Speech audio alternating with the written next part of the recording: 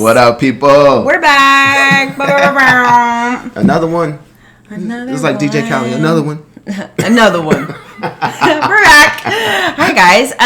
Yeah, so sports is kind of like getting to a mellow stage. Man. The NFL has wrapped. Yep. You know, NBA's going on a little break for All-Star Weekend. Already. College basketball is in the middle of the season. Like, it's just kind of like a... Yeah. College is going to wrap up quick, though. Be ready. Yeah. March is literally next month. It's March Madness, guys. Rivalry weeks start kicking in. Everybody going... So exciting.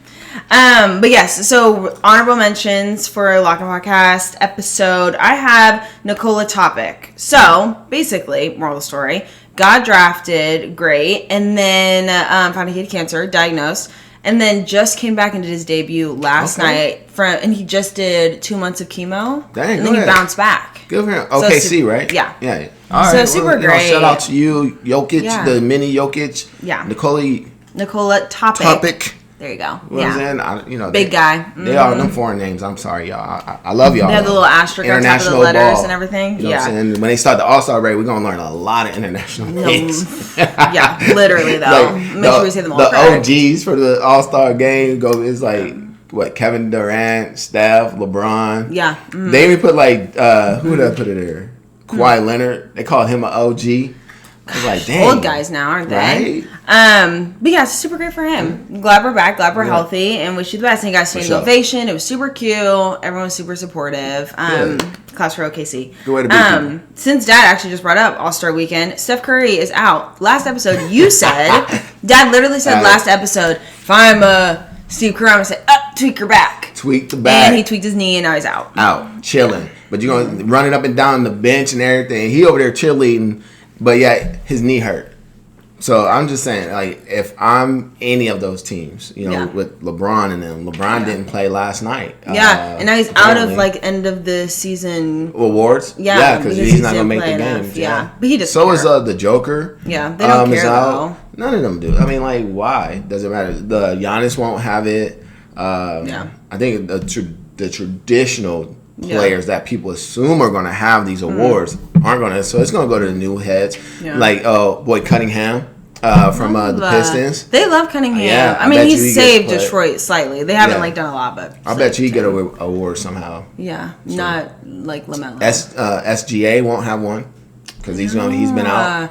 So. Yeah, I mean, they don't really care, though. But yeah, Steph Curry, my knee hurts. Yeah. I'm missing the next 2 games. So basically, I think it's funny, though, the way he timed it. He's missing the games this week and All-Star Weekend. So he gets a whole week off. 2 weeks off. I wouldn't even show up at All-Star Weekend. I mean, I wouldn't. I mean, I would. I feel like it's kind of weird, though. You can show up, but you can't play. But it's in LA. It's not like they're going far. It's not going far. I think he'll show up to do like a cameo.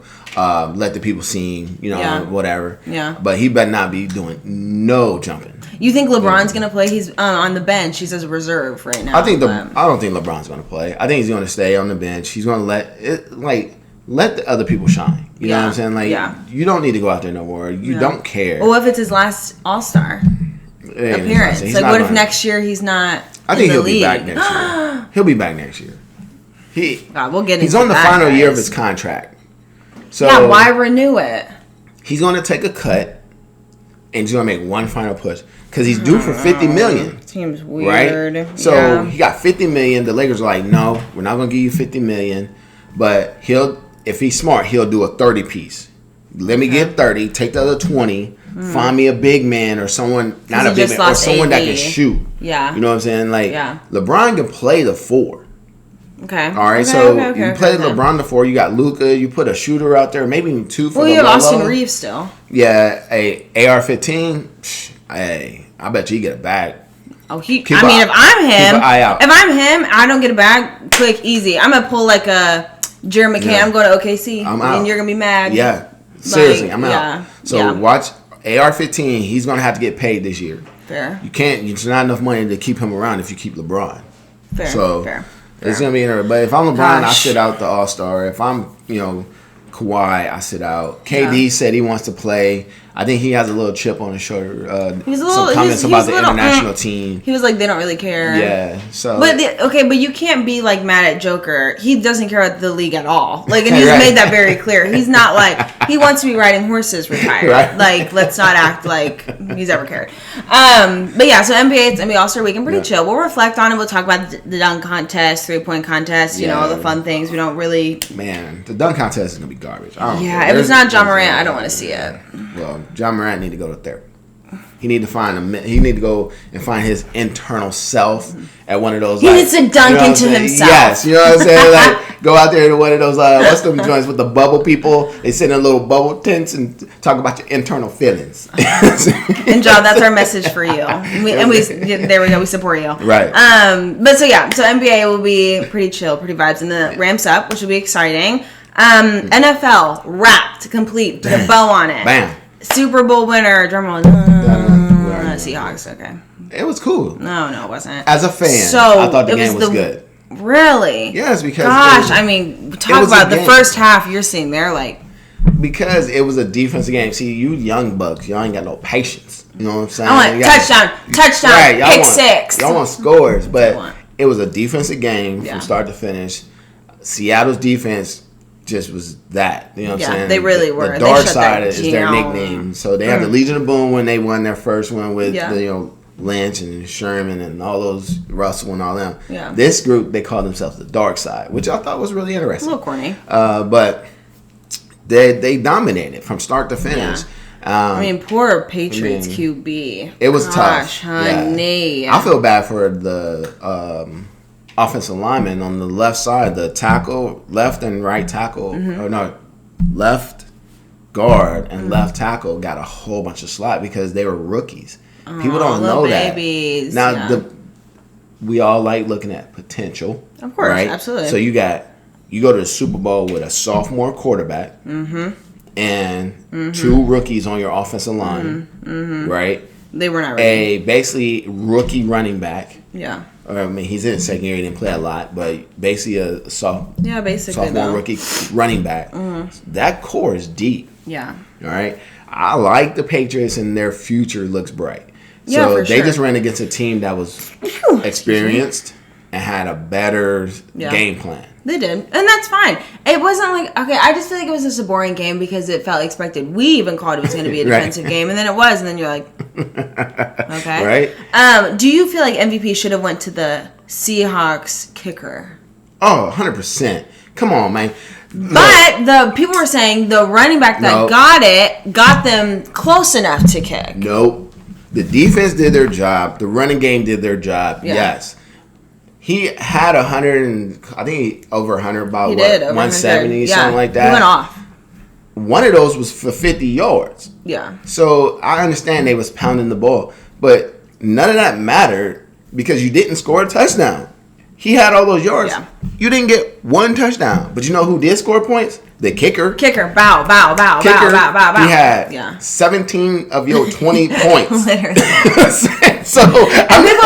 People were like, you tell me. People were like, you never think about the kicker as MVP. Until they probably just didn't. Like, the kicker's like, space. Yeah. They didn't think about it. But then after, you're like. Yes. I said it the whole game. I'm like, if this continues, the kicker should be the MVP. Yeah. Going into halftime, it was all the points from the kicker. Yeah. Every point. The whole game. You know what I'm saying? Yeah. So I'm just saying, if we're going off of actual effectiveness of the game, you can run the ball. Your defense is giving you a short field because the Patriots didn't go nowhere. Yeah. You're starting at the 40-yard line. No. Right? So you're starting at the 30 or 40 on the other end. You get 30 or 40. Your kicker does the rest of the work. Yeah. You know what I'm saying? So you didn't do anything. Didn't do anything, yeah. But I understand why they gave it to him because it doesn't make sense to celebrate kickers. It's just natural. But if I win the game, thank you so much. Have a great day. Because hypothetical, if it would have been like the other way around and he got like the scoring touchdown last second of the game, it goes to him. But if a kicker gets it, oh no, we're gonna give it to the QB. You still give it to the QB. Yeah, because it's more pleasing to the crowd. The crowd doesn't appreciate the kicker, even though, like you said, you mentioned most of the games come down to the kicker always ending the game. Always. Simple. Yeah. Even if it's like, oh, we won by 3. Well, you wouldn't have won if the kicker wouldn't have got it. But we don't talk about it. The Patriots had, 6 championships? Adam Vinatieri kicked 4 of those game winners. Just saying. Thank you. And we only talk about Tom Brady and Gronk. Patrick Mahomes gets all the way down there. They're like, oh my gosh, he's the greatest. Oh boy, I forget his name. The kicker for the Chiefs at the time. Yeah. But 2 of those came from the kicker winning the game. Yeah. Right? Respect the kicker. There's no championship ring if you don't have a kicker. Well, wait. What team was it? Oh, I think it was Notre Dame had a rough kicker moment. And that hurt them a lot in the Miami, season. Yeah. In the playoffs. Genuinely. It hurts. The kicker missed. You know what I'm saying? So it's like people underestimate the importance of a good snap, a good hold, and a dude with a good foot that can put it through the uprights. Give rights to the kicker. Thank you. Shout out to the kicker. While everybody's so focused on trying to get a QB, get a good kicker. And we even Dad would mention you think that this is kind of like a weak free agent maybe vibe. Like everyone's just trying to get a QB, but do I want Kyle Murray? No. Do I want Tua? No. Who do you want? Yeah, all the NFL teams have their quarterback. Yeah. Right? Coming out in the draft, you know what I'm saying? I forget the young man from Alabama. He's in the mix as far as being a draft pick. Is that his name? I think so. So, a boy from Alabama. Mm-hmm. You got Heisman Doza, right? Girl. Only a do you even have Viola, the Vanderbilt guy anymore? Can't rock with my man. Hey, Diego. I might put him on my. I'll give him a shout out to come and do. You know what I'm saying? A little workout. Yeah. See if he can be a good backup. Yeah. His energy is similar to old boy from Stoli. Who? He's a running back for the Giants. He got hurt this past year, but he came from Arizona State and he was a bruiser.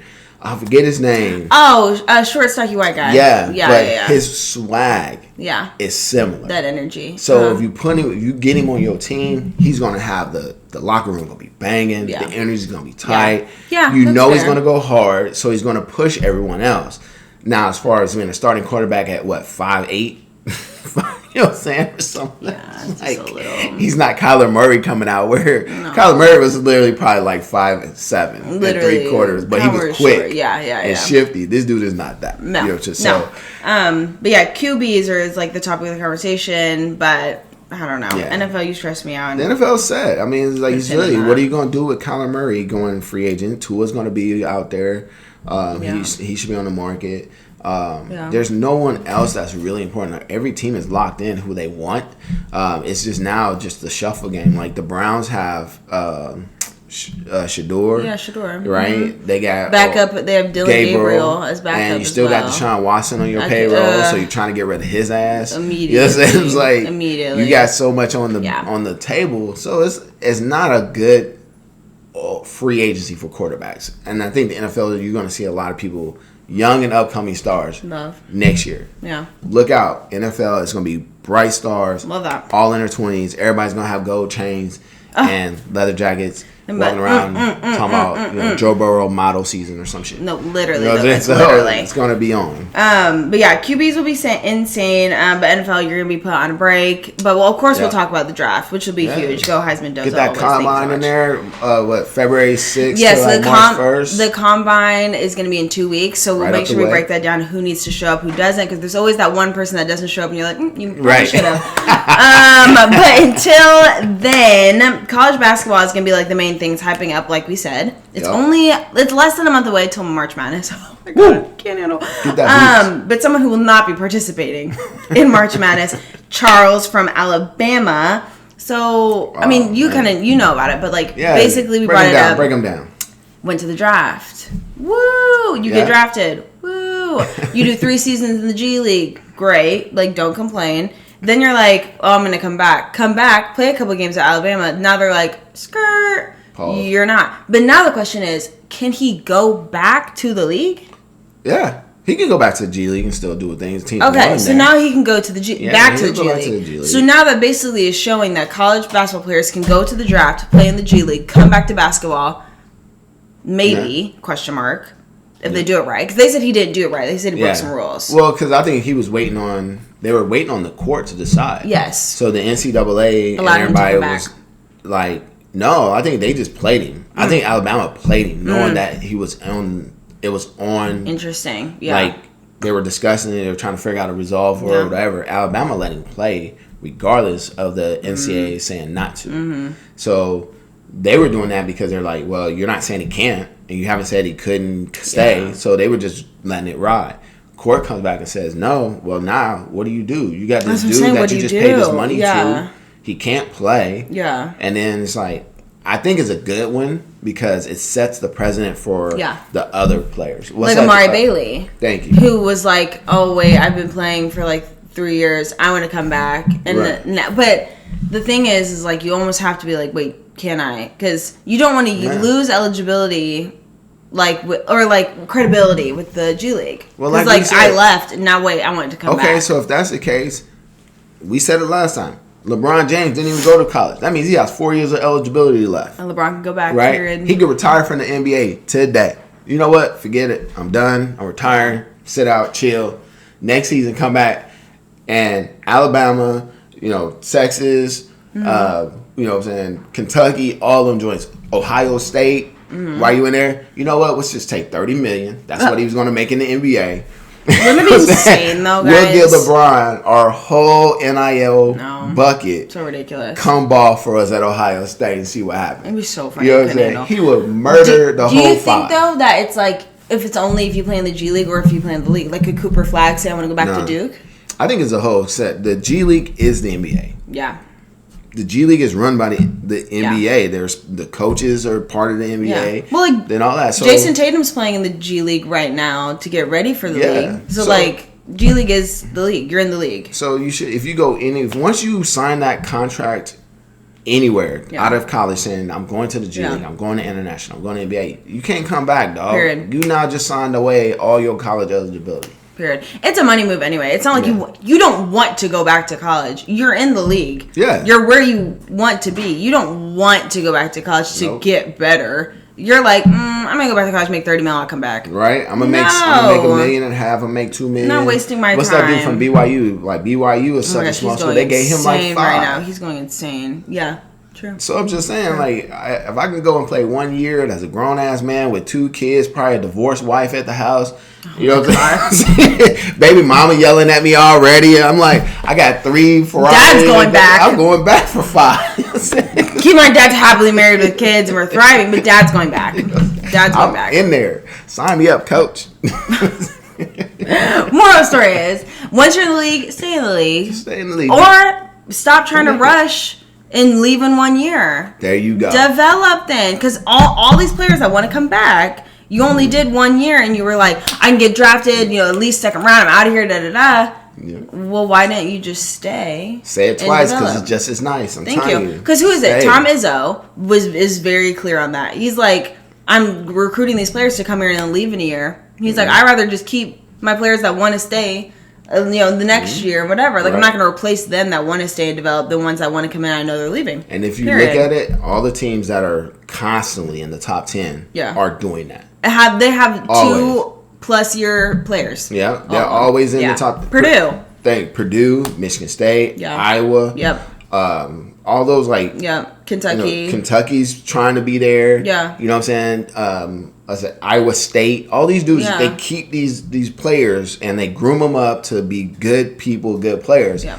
All the one and dones, they're in the top 5, they're in the top 10. But then what happens? They make it to the Sweet 16 and get bounced by someone random, Bartholomew County, Akron, literally. You know what I'm saying? So it's like, there you go. I think it's interesting though because if Bronny could go back to college, he would. Yeah, we're gonna do a hypothetical. Like you left in 1 year and got drafted. You probably wouldn't have if it wasn't your dad. That would be another story. He goes back to college. Look out for that story. Like, what if LeBron doesn't go back to LA next year? I know Bronny's gonna go back to school. You think? Would it be embarrassing to cut Bronny right after his dad says he's not coming back? LeBron's not going to leave, though, unless his son is in a stable position. I think LeBron would be like, trade him somewhere then. Right. And I'll leave, but you have to trade him. And if you're going to cut him, I'm like, no, absolutely not. Well, but like, look out for that one. That's going to be, that's the tea. Yeah, that's the tea. But yeah, so college basketball is going to be hyped up, but now it's getting confusing. But NCAA just has to lock in its rules. Like, what are your rules? What is they weren't ready for NIL, like we said, and now it's taking over. Well, you know what they ain't ready for either is that dude from Kansas that keeps sitting out. Boy, Peterson from Kansas. He's like the star dude that kind of figured his first name. Oh, dude, did he not go to the league? No, he's 11. He's missed 11 games out of like the 20 they've played for like illness, injury, or whatever. And they're not saying it's load management, but it's like, oh, he only plays only the major games. But it made a really big headline because he missed a game last week against a top 10 team, and everybody was like, oh, he's out with a knee. But he's missed 11 games this season, and he's like projected to be a top draft pick. So it's like, it seems intentional. Is the NIL also is the college player with NIL money being treated like an NBA player with low management? It's like, we know you're only here. We know you stand 1 year. We don't want anything to happen while you play these weak teams that we start with, or a losing team that I know we can win without you. And then just save you for the tournament. Because that's what's that. Like, I forget his first name, but that's what it looks like. It's like he only plays when they play big games. Primetime TV, he plays. Other than that, he's like, I don't play. Cool. I don't Thank play you. on Have a great Wednesday, day. y'all. I hate that sassiness. Oh, anyway. Okay, then we'll end off with lock in with dad question. Would you rather pour money into a Joel Embiid for this is one season, okay? You're, getting ready for the draft. You either save money to pour into a Joel Embiid for one season, or you pour into a college player who's only done one season in college. At this point, who's more important? At this point, if I'm looking at it from a perspective of like the GM for the Sixers, I already got Joel Embiid locked up, but I'm looking at the future. I'm trying to keep Maxey, so I'm going to spend money on all the new guys and try to convince Joel Embiid to take a pay cut. My boy not taking. You know what I'm saying? Like, but if I had a Joel Embiid on my team type player, and I see the future coming up in a draft pick, then at that point, I am still going to go with draft, because you gotta always build for the future. If I'm GM, I'm looking for the future. I'm not looking this whole like we're going to build for our last run. You spend so much money and then you don't get it. Now it's just gone. Now we just did that. For no reason. So Fair. Always build to the future. We're building for the future, guys. And now, for the future as well, the NFL Combine is in 2 weeks. And that is when you see all these future draft picks. I don't really feel like, you ruin your chances if you do better at the Combine, but like slightly maybe. But me and Dad will break down who needs to show up, who doesn't need to show up, and what happens if they do trash. Basic moral story. Does Mendoza need to be there? Question mark. Does Jeremiah Love, Notre Dame, need to be there? That's a big question. We're not going to answer it because you'll find out next week. But as always, we appreciate you guys watching. Like, follow, subscribe, all the things. All YouTube, Instagram, TikTok, podcast on Apple Music. All the things. All the things. We're trying to be out there. We sprinkle. Thank you. So as always, and we'll see you guys next week. Bye.